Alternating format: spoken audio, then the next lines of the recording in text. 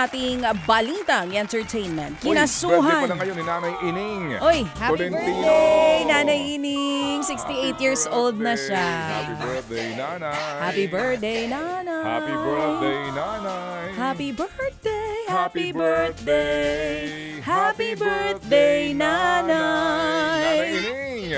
Happy birthday, Nanay Ining. Eto na nga po tayo sa ating balitang entertainment.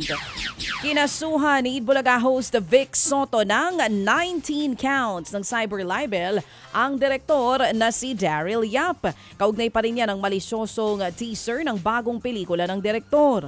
Inihain ni Vic Soto ang kaso sa Muntinlupa Regional Trial Court kahapon kasamang kanyang may bahay na si Pauline Luna. Sa kumakalat kasi na teaser ng pelikula ni Daryl Yap, iniuugnay si Bossing Vic sa namayapang aktres na si Pepsi Paloma. Ang git pa ni Bossing, wala naman daw siyang pinepersonal. Tutol lang daw siya sa mga irresponsableng tao lalo na sa social media. Hindi rin naman daw siya kinuhanan ng panig ni Daryl nang gawin ang nasabing pelikula.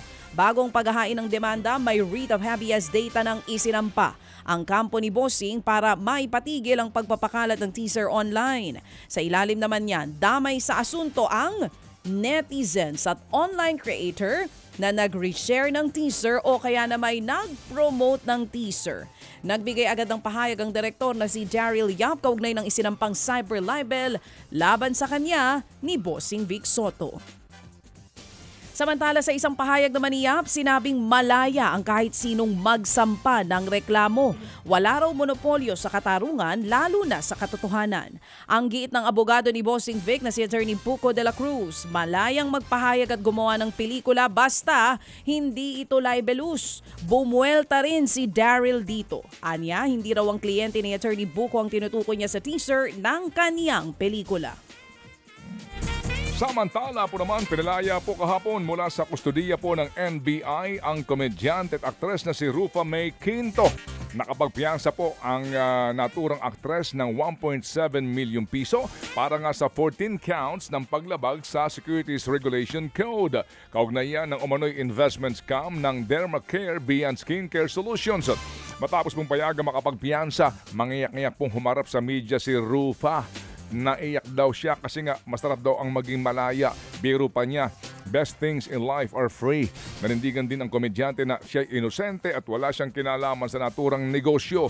Sa Pebrero 20 ang pre-trial para po sa kampo ni Rufa May.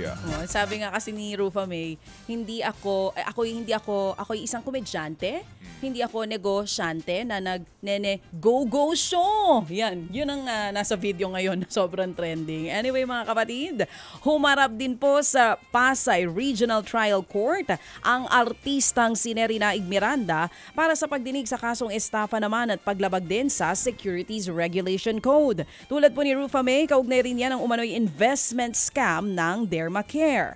Full support naman ang kanyang mister na si Chito Miranda na humarap sa korte. Pero ipinagpaliban ang pagbasa ng sakdal kay Nery. Ayon sa kanyang mga abogado, may nakabinbing pang mosyon pero hindi na nila ito idinetalye. Ilang araw ding namalagi sa kustodiya ng BJMP si Nery bago pansamantalang makalaya.